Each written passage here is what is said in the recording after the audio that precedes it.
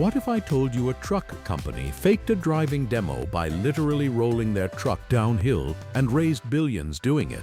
Or that the US Army once built a truck train so long it stretched past 500 feet. One company kept building steam-powered trucks decades after diesel won. Another strapped a jet turbine to a semi and called it the future. From billion-dollar scams to engineering nightmares, these are the 10 dumbest trucks ever built, and somehow every single one of them actually got driven. Number 10. The GM Futurliner. We're starting with a truck that was never meant to haul freight. It was meant to haul pure spectacle.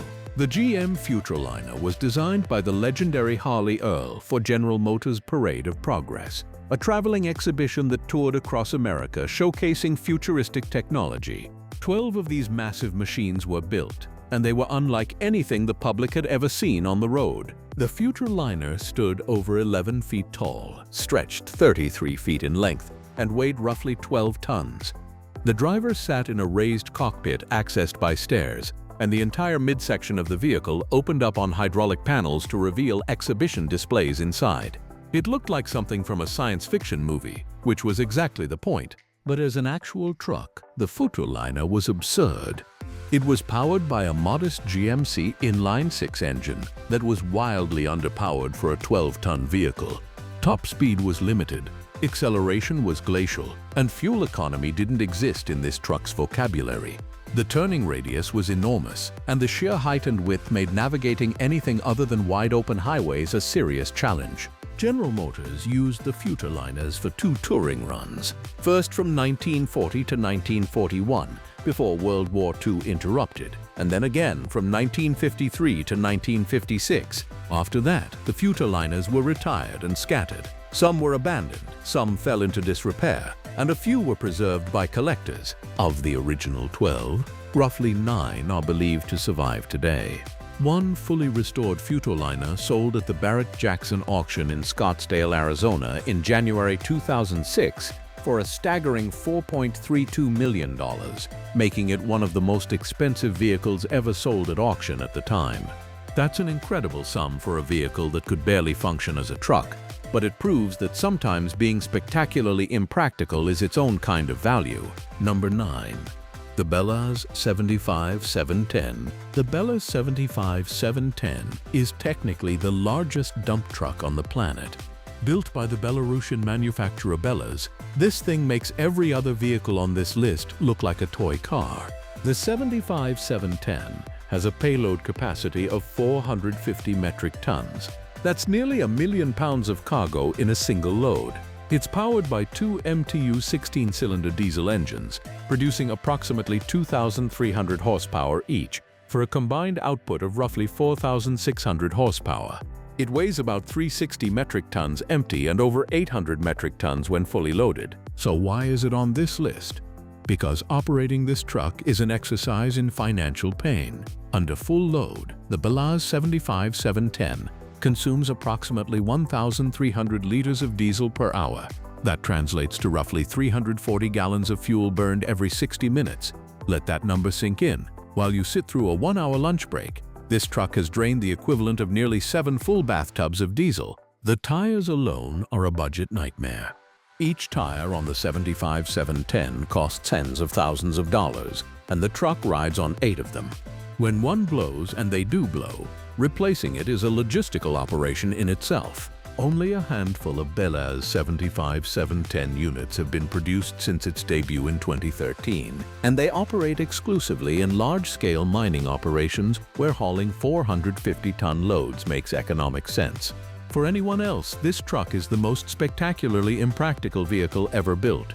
It has a top speed of about 64 kilometers per hour, roughly 40 miles per hour, and needs a road width that would make most highways feel like bike paths. The Belaz 75710 is an engineering marvel, no question.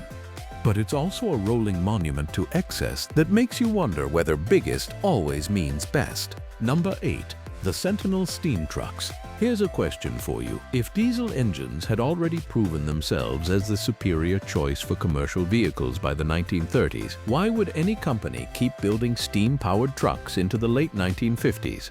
The answer is Sentinel Wagon Works, a British manufacturer based in Shrewsbury, England, that stubbornly held on to steam power decades after the rest of the industry had moved on. Sentinel began producing steam-powered commercial vehicles in 1906, and during the early decades, this made perfect sense. Steam technology was proven, diesel was still unrefined, and coal was cheap and widely available. Sentinel's early steam trucks were reliable workhorses that served industries across Britain. But here's where things got dumb. As diesel technology advanced rapidly through the 1930s and 1940s, Sentinel kept doubling down on steam. Their later models like the S4 and S6 were still being produced into the 1950s, requiring a boiler that needed to be fired up well before the truck could move, constant water replenishment every 30 to 40 miles, and in some configurations, a second crew member just to manage the boiler. While competing diesel trucks could start with the turn of a key, haul heavier loads, travel longer distances, and required far less maintenance, Sentinel's steam trucks needed infrastructure that was rapidly disappearing. Water troughs and coal depots that once lined major routes were being removed as diesel took over completely. Sentinel produced its last steam truck around 1957. By that point, the company was decades behind the industry.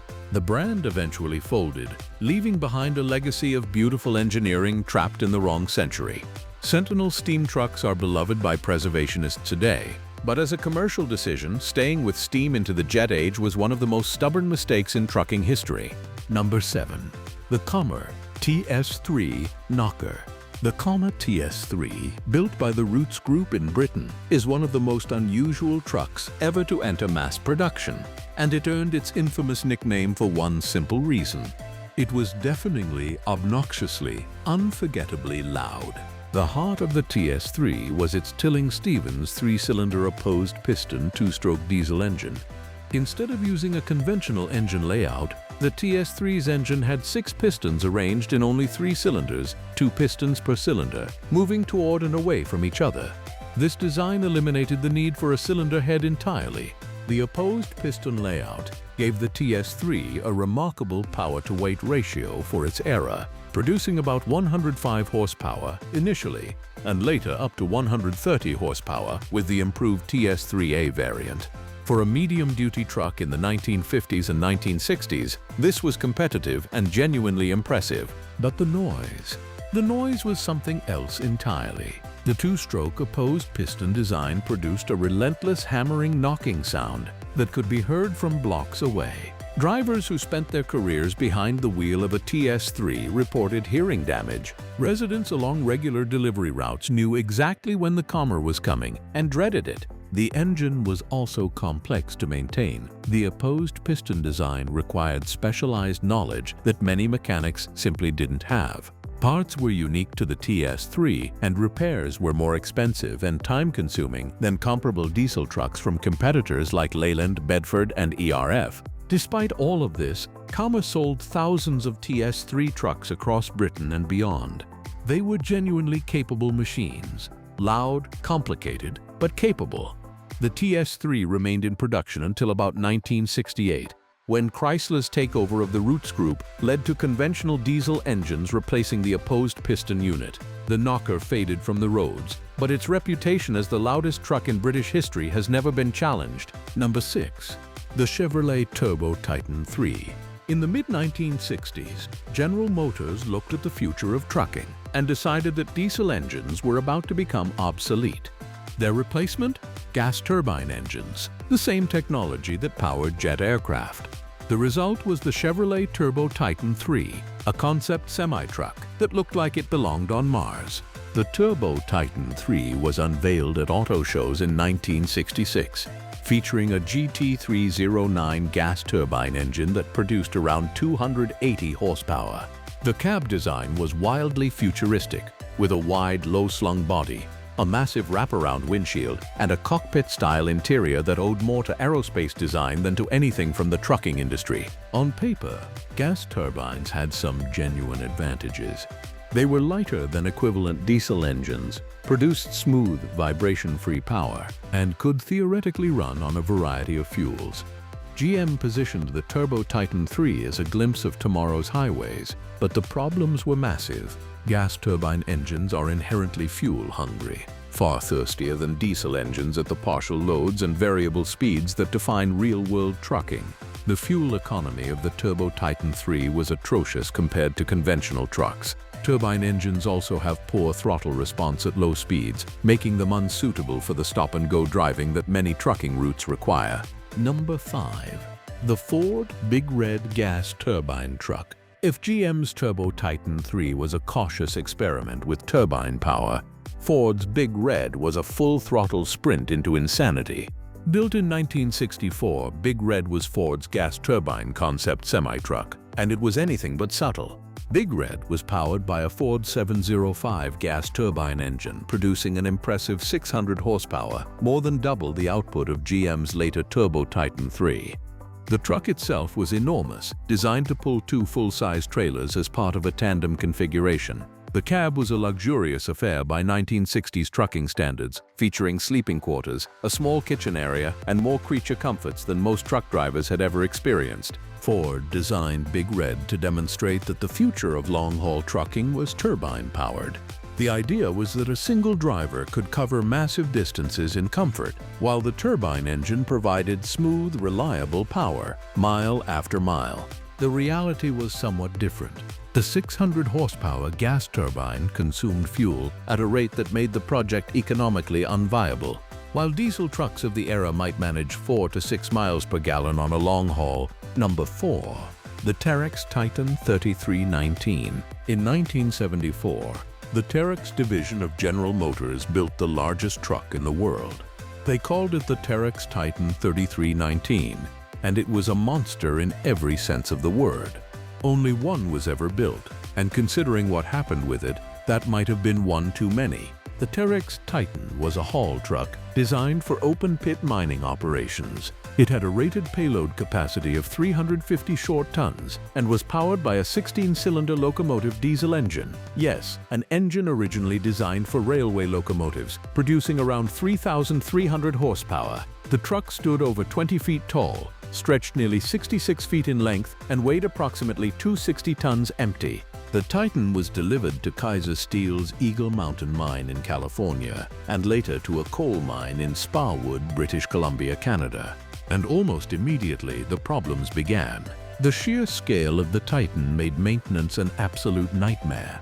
Components were so large and so heavy that specialized equipment was needed for even basic repairs. The locomotive diesel engine, while powerful, was not designed for the constant acceleration and braking cycles of mine haul operations.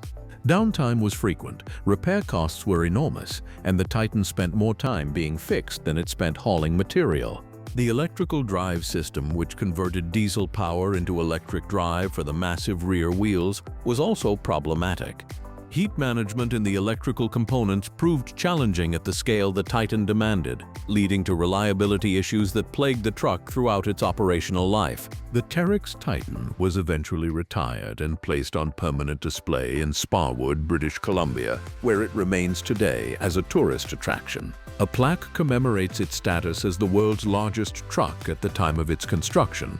It's an impressive monument, but also a cautionary tale about what happens when engineering ambition outpaces practical reality. Number 3. The Letourneau TC497 Overland Train Mark II.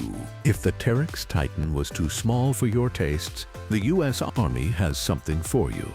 The TC497 Overland Train Mark II, built by R.G. Letourneau Inc. in 1962, was a land train. Basically a truck and trailer system stretched to an absolutely ludicrous degree. The concept was straightforward enough. The U.S. military needed a way to transport large amounts of supplies and equipment across remote, unprepared terrain, Arctic tundra, deserts, and regions where roads simply didn't exist. The solution was the overland train, a massive multi-unit vehicle with enough wheels and power to crawl over virtually any landscape.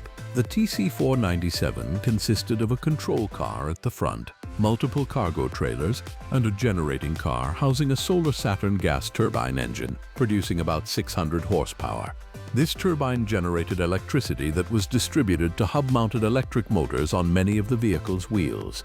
With all its trailers connected, the TC497 stretched to an almost unbelievable length of roughly 572 feet, nearly 2 football fields end to end. It rode on 54 wheels and could carry approximately 150 tons of cargo. The top speed was about 20 miles per hour, which sounds underwhelming until you consider this thing was designed to traverse roadless wilderness. Steering was a complex affair, requiring the rear sections to track differently from the front to avoid cutting corners and destroying the terrain or the train itself. The project cost approximately $3.7 million in 1962 dollars, which is equivalent to well over $35 million today. And after all that money and all that engineering, the U.S. Army concluded that helicopters and cargo aircraft could do the same job faster and more flexibly. The TC497 program was canceled. Only one TC497 was ever built. The remains of the overland train are currently at the Yuma Proving Ground in Arizona, partially disassembled and slowly deteriorating in the desert. It stands as one of the most ambitious, most expensive, and ultimately most pointless military vehicle projects in American history. Number 2. The Tesla Semi.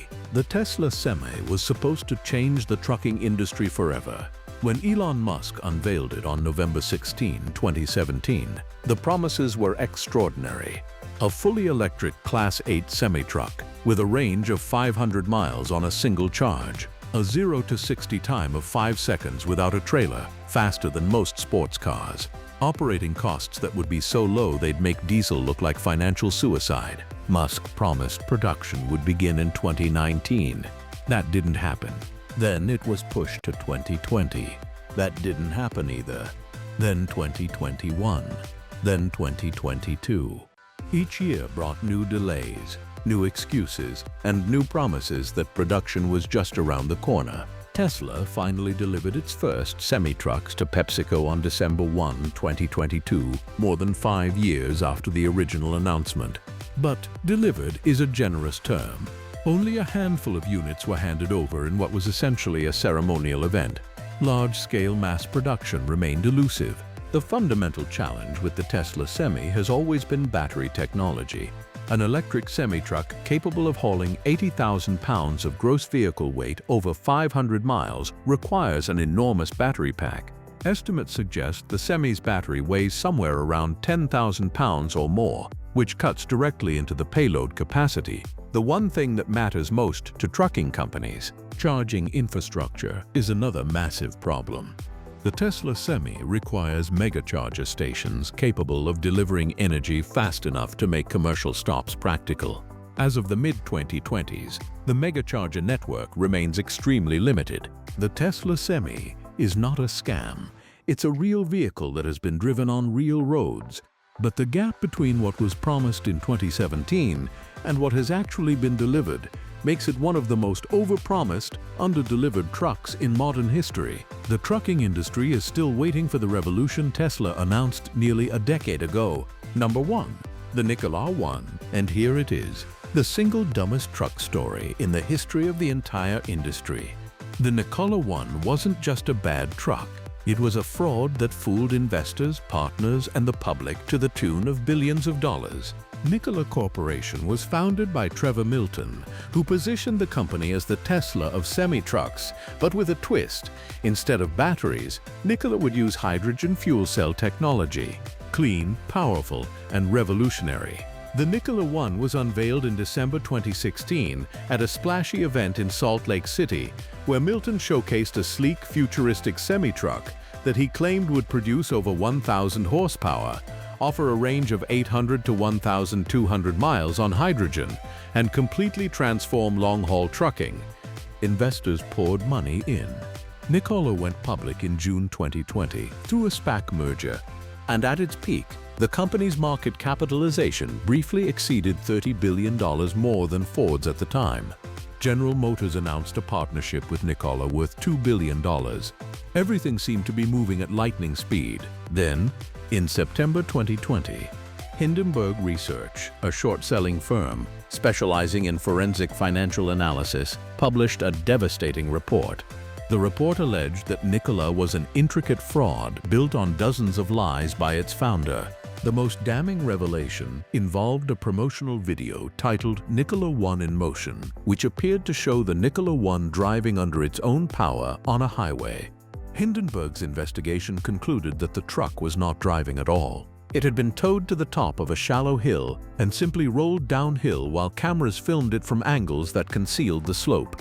The truck had no functioning powertrain. Further allegations included claims that Nikola had misrepresented the development stage of virtually all of its core technology. Components that Milton claimed were designed in-house were allegedly purchased from third-party suppliers. Demonstrations that appeared to show working prototypes were allegedly staged. Trevor Milton resigned as executive chairman of Nikola on September 20, 2020, just days after the Hindenburg report was published. In July 2021, Milton was indicted by a federal grand jury on 2 counts of securities fraud and 1 count of wire fraud. In October 2022, Trevor Milton was found guilty on all 3 fraud charges. In December 2023, he was sentenced to 4 years in federal prison. Nikola Corporation survived Milton's departure and pivoted to battery electric trucks under new leadership. The company has delivered some Nikola Tre battery electric trucks to customers, but the hydrogen semi-truck that started it all, the Nikola One, was never produced. The vehicle that appeared at the 2016 unveiling was later confirmed to be a non-functional showpiece. If you learned something new today, hit that like button and subscribe. Drop a comment below and tell me which truck on this list surprised you the most. And if you've ever actually driven one of these, you're a legend and I need to hear your story. I'll see you in the next one.